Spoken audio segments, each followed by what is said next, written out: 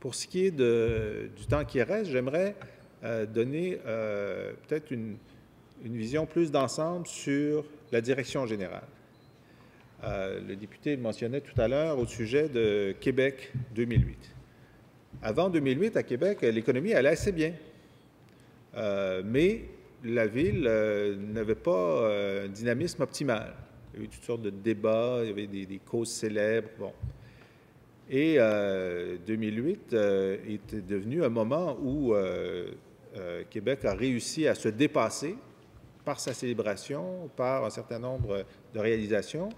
Et ce qui est intéressant, ce que je dis aux auditoires de Montréal, c'est que les Québécois ont retrouvé leur fierté, mais n'ont pas arrêté d'être fiers en 2008. Ils ont continué en 2009 et jusqu'en 2013.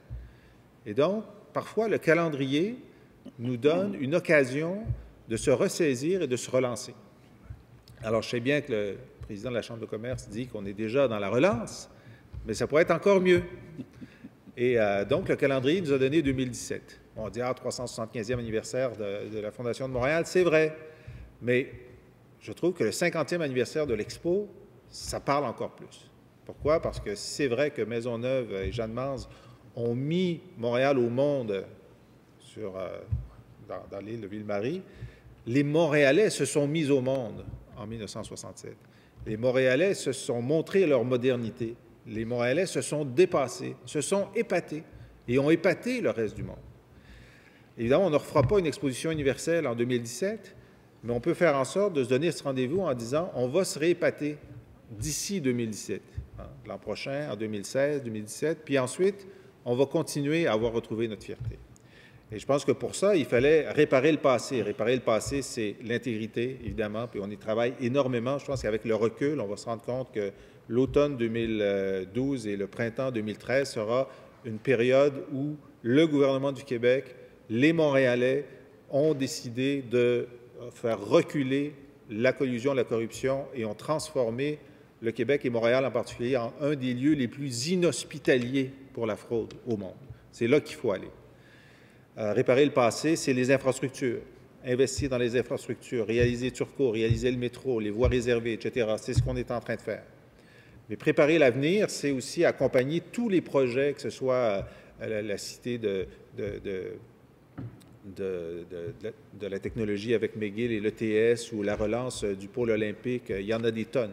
On va accompagner tous ces projets-là, lever les obstacles.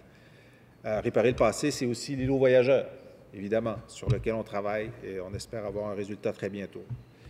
Mais préparer l'avenir, c'est aussi savoir quelle carte jouer pour Montréal. Puis la carte à jouer pour Montréal, c'est celle de la créativité. Créativité en technologie, en sciences de la santé. Le CUSUM et le CHUM, c'est pas rien, là. On s'est tous débattus pendant des années. On va les avoir. On va avoir, sur le continent nord-américain, deux des meilleures infrastructures les plus modernes en santé qui soient. Alors, il faut en faire le maximum. Il faut en faire le maximum. Même chose avec l'espace pour la vie, qui est un équipement de niveau international. Mais il faut se dire la créativité culturelle, la créativité technologique, la créativité en matière d'intervention sociale, tout ça fait de Montréal un des lieux où le 21e siècle est en train de se préparer. Ça commence à se savoir. Bien, il faut que ça se sache encore plus, que les Montréalais le comprennent, s'y investissent. Et moi, comme je vous dis, je vois plein de projets dans ce sens-là.